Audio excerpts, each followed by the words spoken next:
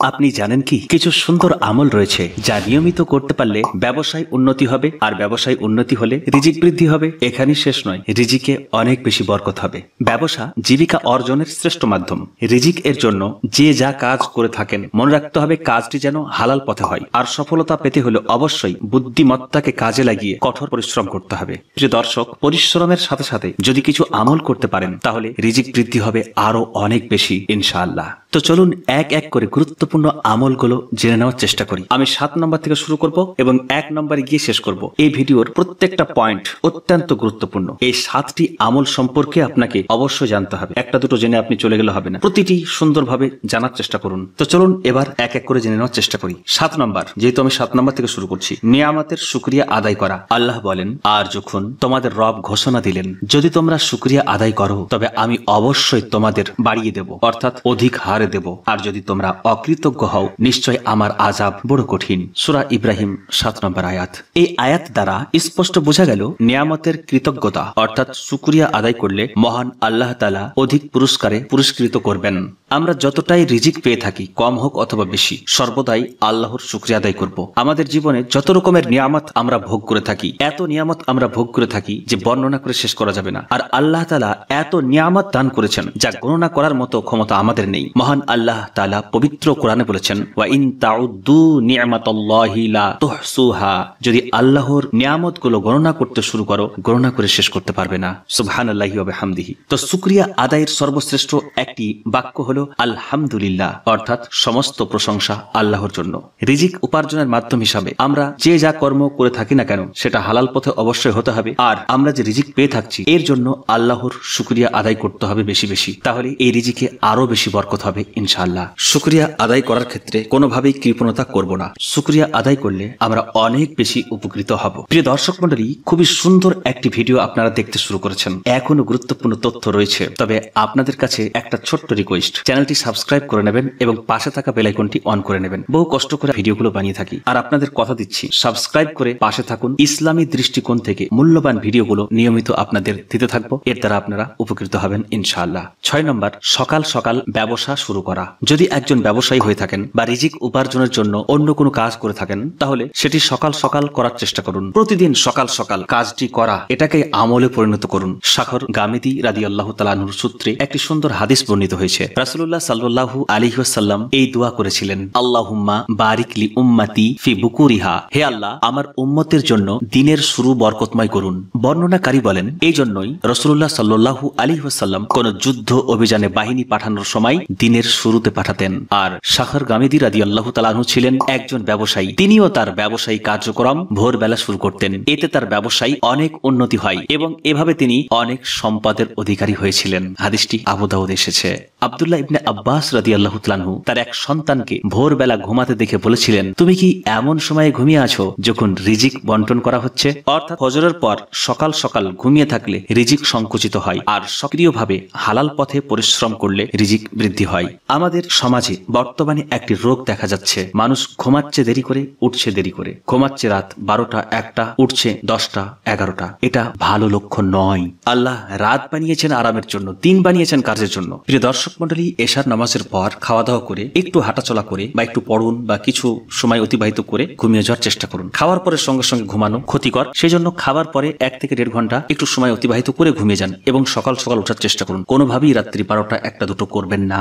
উরওয়া রহমাতুল্লাহ আলাইহি বলেন, আমি যখন কারো সম্পর্কে শুনি সে ভোরবেলায় ঘুমায় তখন তার প্রতি আমি আগ্রহ হারিয়ে ফেলি, কারণ ভোরের বেলায় ঘুমালে অলসতা গ্রাস করে ফেলে আর তাকে নিয়ে কোনো কাজ সফলভাবে করা খুব কষ্টকর হয়ে ওঠে। সারাদিন ঘুম ঘুম ভাব থাকবে, মনে হবে শরীর দুর্বল হয়ে গেছে, মনে হবে আরেকটু ঘুমাই। কারণ রাত্রে ঘুম না পেরে যদি দিনে ঘুম পাড়া হয় তাহলে রাত্রের ক্ষতিপূরণ কখনো হয় না। রাত্রে 1 ঘন্টা ঘুম পাড়ার যে উপকারিতা আছে দিনে 5 ঘন্টা ঘুম পাড়লেও সেই সমান হবে না। সেই জন্য সারাদিন শরীরটা খারাপ করে। ফজরের পর কিছুক্ষণ কোরআন তেলাওয়াত করে তারপর কাজ শুরু করুন। সকালবেলা শুরু করা ব্যবসাতে আল্লাহ বরকত দেন, আর এই বরকতের জন্য আমাদের নবী সাল্লাল্লাহু আলাইহি ওয়াসাল্লাম দোয়া করেছিলেন, আর আমাদের নবীজির দোয়া 100% কবুল। আপনি বুঝে নেন সকালে বরকত রয়েছে। আমাদের প্রাণপ্রিয় নবী সাল্লাল্লাহু আলাইহি ওয়াসাল্লাম উত্তম জীবন যাপনের সুন্দর পদ্ধতি আমাদের সামনে রেখে গেছেন। আমরা অবহেলার মধ্যে রয়েছি বলে বিভিন্ন সমস্যার সম্মুখীন হই। যদি আমরা সবকিছু সঠিকভাবে মেনে চলতে পারি তাহলে দুনিয়া ও আখিরাত উজ্জ্বল হবেই হবে ইনশাআল্লাহ।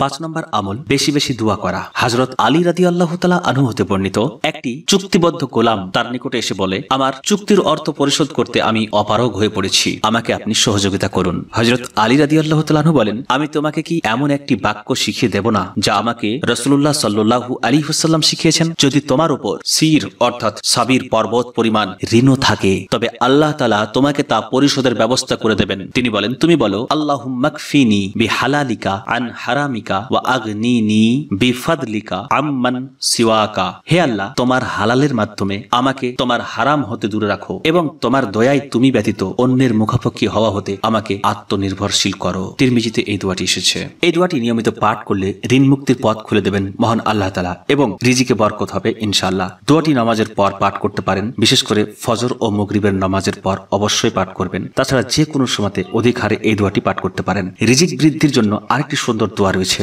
সেটি হলো আল্লাহুম্মা ইন্নী আসআলুকা রিজকান তাইয়িবান ওয়া ইলমান নাফিআন ওয়া আমালান মুতাকাব্বিলা।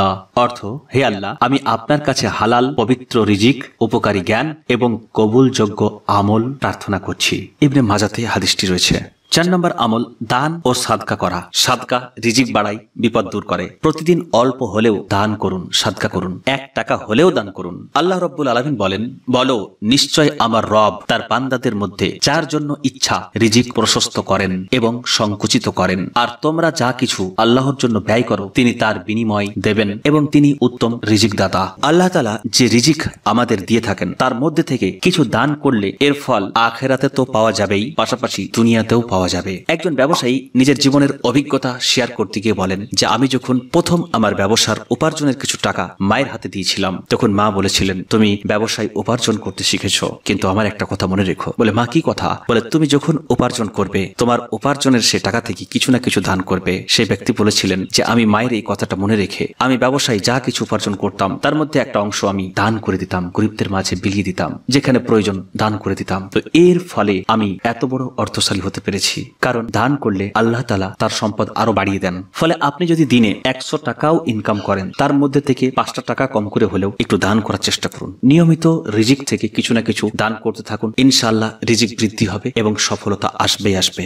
3 নম্বর আমল বেশি বেশি ইস্তেগফার পাঠ করা। ইস্তেগফারের পাওয়ার অনেক বেশি। যে ব্যক্তি বেশি বেশি ইস্তেগফার পাঠ করে তার জন্য বন্ধ দরজাও খুলে যায়। এমন অসহায় হয়ে গেছে, দেয়ালে পিঠ ঠেকে গেছে, আর কিছু করার মতো ক্ষমতা নাই, আর কোনো পথ দেখতে পাচ্ছে না, সেই ব্যক্তিও যদি বেশি বেশি ইস্তেগফার পাঠ করে আল্লাহ রাব্বুল আলামিন তা থেকে উত্তরণের পথ তার জন্য খুলে দেবেন। সেই কঠিন বিপদ থেকে, মুসিবত থেকে বেরিয়ে চলে আসতে পারবে। এবং ইস্তেগফার বেশি বেশি পাঠ করলে মনের ইচ্ছাটা পূর্ণ হয়, মনের চাওয়াটা পূর্ণ হয়। ইস্তেগফার কি করে পাঠ করব? আমরা খুব ছোটভাবে এইভাবে বলতে পারি, আস্তাগফিরুল্লাহ আস্তাগফিরুল্লাহ। এটা বেশি বেশি পাঠ করতে হবে। নামাজের পরে হোক, চলতে চলতে হোক, ব্যবসা বাণিজ্যে বসে হোক, বা যে কোনো কর্ম করতে করতে হোক, বা মনে যে আশাটা রয়েছে সে আশাটা পূরণের জন্য হোক, আপনি যে উদ্দেশ্য নিয়ে ইস্তেগফার পাঠ করতে থাকবেন আপনার সেই উদ্দেশ্যটা যদি হালাল হয় অবশ্যই পূর্ণ হবে ইনশাআল্লাহ। ইমাম আহমদ বিন হাম্বলের একটি সুন্দর ঘটনা হয়তো আপনারা অনেকে শুনেছেন। হাদিস সংগ্রহের জন্য একটি মসজিদে প্রবেশ করবেন, মসজিদ থেকে তাকে বের করে দেওয়া হয়। সেখানকার মানুষ তাকে চিনতে পারবে না। তখন এখনের মতো তো আর ভিডিওগ্রাফি হতো না। নাম জানতো ইমাম আহমদ বিন হাম্বল রহমাতুল্লাহ আলাইহি। অনেক বড় মাপের আলিম, অনেক বড় মাপের ফাকি, অনেক বড় মাপের মুহাদ্দিস। তারপরেও তাকে না দেখার কারণে তাকে মসজিদ থেকে বের করে দিল। তিনি একবারও বললেন না আমি ইমাম আহমদ বিন হাম্বল। তিনাকে বের করে দিল, তিনি কিন্তু মসজিদ থেকে বেরিয়ে গেলেন। বারবার রিকোয়েস্ট করলেন আমাকে রাতটা থাকতে দাও, আমি সকালেই রওনা দিয়ে দেবো। কোনোভাবেই মসজিদের খাদিম তাকে মসজিদে আশ্রয় দিল না। এরপর ইমাম আহমদ বিন হাম্বলকে দেখতে পেলেন এক রুটি বিক্রেতা, যে ওইখানে একজন বয়স্ক মানুষের সঙ্গে বেয়াদবি করা হচ্ছে। তিনি এসে জিজ্ঞেস করলেন কি ব্যাপার। ইমাম আহমদ বিন হাম্বল রহমাতুল্লাহ আলাইহি সবকিছু খুলে বললেন। তারপর রুটি ব্যবসায়ী তাকে বললেন আপনি যদি কিছু না মনে করেন আমার এই রুটির দোকানে থাকতে পারেন, এখানে আমার থাকার ব্যবস্থা রয়েছে। এবার রুটি বানানো হলো, তিনি তাকে ভিতরে নিয়ে গেলেন, ঘরে জায়গা দিলেন। ইমাম আহমদ বিন হাম্বল সেই ঘরে বিশ্রাম করছেন। গভীর রাত্রে শুনতে পাচ্ছেন আস্তাগফিরুল্লাহ আস্তাগফিরুল্লাহ আস্তাগফিরুল্লাহ এইরকম আওয়াজ। ইমাম আহমদ বিন হাম্বল আস্তে করে উঠে গিয়ে দেখলেন সেই ব্যক্তি মুসাল্লায় বসে আস্তাগফিরুল্লাহ আস্তাগফিরুল্লাহ পাঠ করছে। হয়তো তাহাজ্জুদের নামাজ পাঠ করার পরে তিনি বেশি বেশি ইস্তেগফার পাঠ করছিলেন। প্রিয় দর্শক মণ্ডলী, এবার যখন বিদায় বেলা, সকাল হয়ে গেছে, খাবার দাবার খেয়ে ইমাম আহমদ বিন হাম্বাল তাকে জিজ্ঞেস করলেন, বাবা তোমাকে দেখেছি রুটি তৈরি করছো, তখনও বেশি বেশি ইস্তেগফার পাঠ করছো, এমনকি গভীর রাত্রেও তুমি অনেক বেশি ইস্তেগফার পাঠ করছো, কি ব্যাপার, কি মনের আশা আছে তোমার, এত বেশি ইস্তেগফার পাঠ করছো, এর জন্য কি কোনো কারণ আছে? সেই ব্যক্তি বলল, আমার মনে যে আশা করেছি আল্লাহ পূরণ করেছেন ইস্তেগফারের মাধ্যমে। আমি বেশি বেশি ইস্তেগফার পাঠ করার মাধ্যমে আল্লাহর কাছে যা চেয়েছি আল্লাহ আমার সব স্বপ্ন পূরণ করে দিয়েছেন, কিন্তু এখনো একটা স্বপ্ন আমার বাকি আছে, সেটা পূর্ণ হয় নাই, সেই জন্য বেশি বেশি ইস্তেগফার পাঠ করছি। আহমদ বিন হাম্বাল বললেন, বলো সেটা কি, যদি বলা যায়। তিনি বললেন যে যুগের বিখ্যাত ইমাম আহমদ বিন হাম্বালের সঙ্গে সাক্ষাতের জন্য আমি আল্লাহর কাছে দোয়া করেছিলাম, আল্লাহ একবার সাক্ষাৎ নাসিব করে দিও, এই জন্য বেশি বেশি ইস্তেগফার পাঠ করছি। আর ইস্তেগফার পাঠ করলে আমার আশা একদিন না একদিন ইমাম আহমদ বিন হাম্বালের সঙ্গে আমার দেখা হয়ে যাবে। ইমাম আহমদ বিন হাম্বালের চোখে জল চলে আসলো, তিনি বুকের সঙ্গে জড়িয়ে ধরে বললেন, বাবা আমি হলাম ইমাম আহমদ বিন হাম্বাল। প্রিয় দর্শক মণ্ডলী, ইস্তেগফারের পাওয়ার অনেক বেশি। যদি খালিস মনে আল্লাহকে ভালোবেসে ইস্তেগফার পাঠ করতে পারেন তাহলে অনেক বেশি বরকত হবে, আপনার ব্যবসাতে, আপনার রিজিকে বরকত হবে, আপনি যে কাজ করছেন তাতে বরকত হবে। যদি মুসিবতে পড়ে থাকেন, ইস্তেগফার পাঠ করার জন্য আপনি মুসিবত থেকে বেরিয়ে আসবেন। আপনার পিঠ দাওয়ালে ঠেকে গেলেও আপনি সেখান থেকে উত্তরণের পথ পেয়ে যাবেন ইনশাআল্লাহ। তাই বেশি বেশি ইস্তেগফার পাঠ করা, এটা আমলে পরিণত করতে হবে। 2 নম্বর, দোকান বা ব্যবসার স্থানে কোরআন তেলাওয়াত।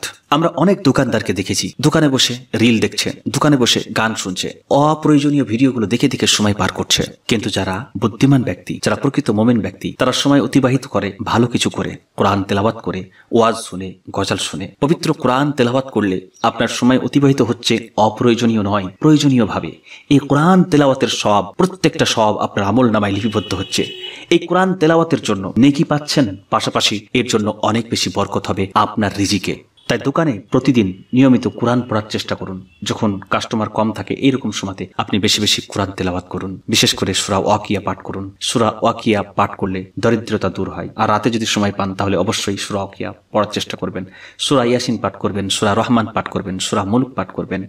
বিভিন্ন সূরাগুলো, পবিত্র কোরআনের যে সূরায় আপনি পারেন না কেন সেগুলো মুখস্থ হোক অথবা দেখে হোক আপনি পাঠ করতে থাকুন। কোরআন তেলাওয়াতের বরকতে রিজিক বৃদ্ধি হবে ইনশাআল্লাহ। তো কোরআন তেলাওয়াত করাটাকে নিয়মিত আমলে পরিণত করুন। আর যদি এমন হয়ে থাকে আপনি সময় পান না দোকানে কোরআন তেলাওয়াত করার, সকাল সন্ধ্যা কোরআন তেলাওয়াত করবেন এবং দোকানে আপনার যে সূরাগুলো মুখস্থ আছে সেগুলো পাঠ করবেন। কাজ করতে করতে পাঠ করা যায়। এবার সবচাইতে গুরুত্বপূর্ণ যেই আমলটি সেটা আলোচনা করব। আর এই আমল এমন একটি আমল যেটা আল্লাহ রাব্বুল আলামিন আমাদের জন্য ফরজ করেছেন, আর সেটা হলো নামাজ। সময় মতো নামাজ আদায় করা। আল্লাহ রাব্বুল আলামিন বলেন, আর তোমার পরিবার পরিজনকে নামাজের নির্দেশ দাও আর তাতে অবিচল থাকো। তোমার কাছে আমি রিজিক চাই না, আমি তোমাকে রিজিক দিয়ে থাকি। উত্তম পরিণাম মুত্তাকিদের জন্য নির্দিষ্ট। সূরা তাহা 132 নম্বর আয়াত। এই আদেশ আল্লাহ নবী সাল্লাল্লাহু আলাইহি ওয়াসাল্লামকে দিচ্ছেন। এখান থেকে আমাদেরকে বুঝে নিতে হবে নবীজির প্রতি যে আয়াত নাজিল হয়েছে এগুলো সমস্ত উম্মতের জন্য। নবী সাল্লাল্লাহু আলাইহি ওয়াসাল্লাম নিজে এগুলো পালন করেছেন এবং উম্মতকে নির্দেশ দিয়েছেন। তাহলে বোঝা গেল প্রত্যেক মুসলমানের জন্য জরুরি তারা নিজেদের নামাজের প্রতি যত্নবান হবে এবং পরিবারের লোকদেরকেও নামাজের জন্য তাকিদ করবে। নামাজের গুরুত্ব অনেক বেশি। নামাজ ইচ্ছাকৃত ছেড়ে দেওয়া যাবে না। নামাজ মুসলিম ও অমুসলিমদের মধ্যে পার্থক্যকারী। মুসলিম নামাজ পড়ে, অমুসলিম নামাজ পড়ে না। তাই এটা আমালান মুশরিকদের মতো কাজ হয়ে যায়, কাফিরদের মতো কাজ হয়ে যায়। কারণ নামাজ পড়ছি না, এটা আমালান মানে কর্মগত দিক দিয়ে কাফিরদের মতো হয়ে চলা হচ্ছে। তাহলে তাদের সঙ্গে সাদৃশ্য রাখতে গেলে একসময় আসবে যে তাদের দিকে আপনি চলে যেতে পারেন। সেই জন্য নামাজকে আঁকড়ে ধরতে হবে, নামাজের গুরুত্ব বুঝতে হবে। নামাজ যদি কেউ নিয়মিত পাঠ করে আল্লাহ রাব্বুল আলামিন তার জন্য রিজিকের দরজা খুলে দেবেন। আল্লাহ রাব্বুল আলামিন তার জন্য হাজারো পথ খুলে দেবেন। আল্লাহ তার রিজিকে বরকত দিবেন। অল্প রুজিতেও তার সবকিছু সঠিকভাবে চলবে যদি কেউ নিয়মিত নামাজ আদায় করেন। আর সেটা আল্লাহকে সন্তুষ্টি করার জন্যই হয়, মানুষ দেখানোর জন্য না হয়। তাহলে অবশ্যই আল্লাহ রাব্বুল আলামিন হালাল রিজিকের পথ খুলে দেবেন এবং তাতে অনেক বেশি বরকত হবে ইনশাআল্লাহ। অনেক মানুষ অনেক বেশি উপার্জন করেও সুখে নেই, শুধু টাকা টাকা করে যায়। এত উপার্জন করেও তার পেট ভরে না, তাদের মুখে শুধু অভাবের কথা শোনা যায়। তার মানে তাদের উপার্জনে বরকত নেই। আজ সে অসুখ, স্ত্রীর অসুখ, ছেলের অসুখ, তার নিজের অসুখ, এইভাবে তার লাখ লাখ টাকা ফুরিয়ে যাচ্ছে।